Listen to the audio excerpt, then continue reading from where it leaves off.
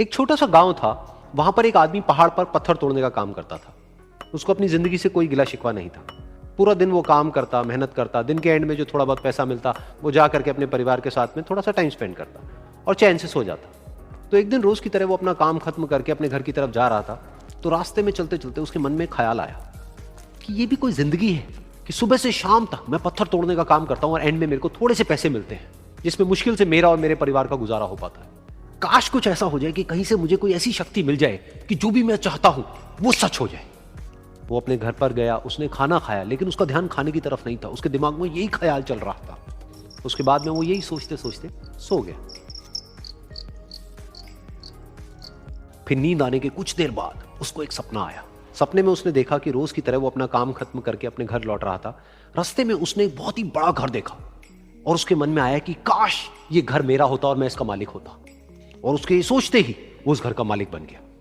उसको यकीन ही नहीं हो रहा था कि जो उसने सोचा वो बन चुका है। लेकिन उसकी खुशी ज्यादा देर नहीं टिक पाई, क्योंकि उसको एकदम से एक शोर सुनाई दिया। उसने अपने घर के बाहर देखा कि एक बहुत बड़ी रैली निकल रही है, जिसमें बीचों बीच एक पॉलिटिशियन है जो ऐसे ऐसे हाथ हिला रहा है। और वहां पर जितने भी लोग खड़े थे सब उसके नाम के नारे लगा रहे थे, उसके आगे हाथ जोड़ करके खड़े थे, सब उसको देखने के लिए तड़प रहे थे। तब उसको यह एहसास हुआ कि मैं कितना छोटा हूं उसके आगे। और फिर उसके अंदर से एक ख्याल उठा कि काश मैं ये पॉलिटिशियन होता और मेरे पास भी इतनी ही पावर होती जितनी कि इसके पास में है। बस उसका इतना सा सोचने की देर थी, वो पॉलिटिशियन बन गया।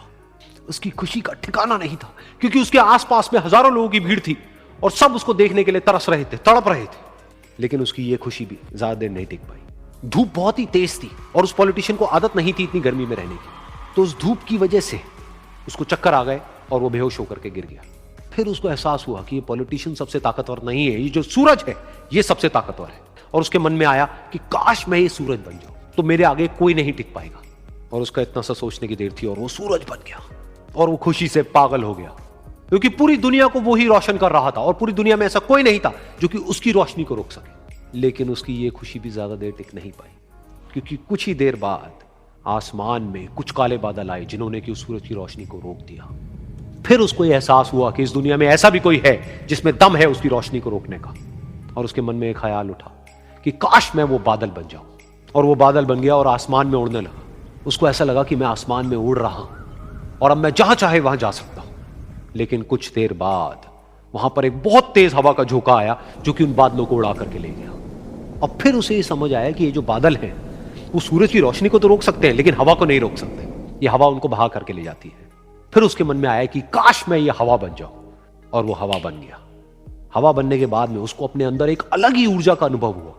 वो चाहे तो आराम से बहता और चाहे तो आंधी बन करके, तूफान बन करके, जिसको भी चाहे उड़ा करके ले जाता। उसको ये विश्वास होने ही लगा था कि इस दुनिया में सबसे ज्यादा शक्तिशाली मैं हूं। लेकिन तभी उसके सामने आया एक पहाड़।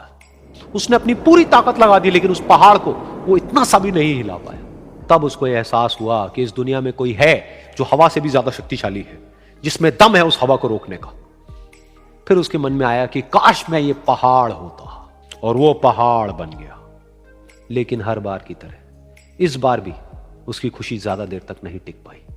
उसको एक जानी पहचानी सी आवाज सुनाई दी और साथ ही साथ उसको दर्द होने लगा, जैसे कि कोई है जो उसको तोड़ रहा है, उसको मार रहा है।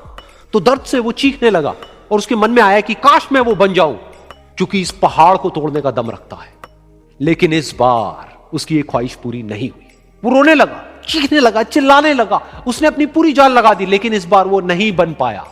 उसका दर्द बढ़ता ही चला जा रहा था और दर्द की वजह से एकदम से उसकी नींद खुली और सामने शीशा था। उसने शीशे में देखा और उसको समझ आया कि सपने में मैं वो क्यों नहीं बन पा रहा था जो मैं बनना चाहता था, क्योंकि असलियत में मैं वो ही हूं।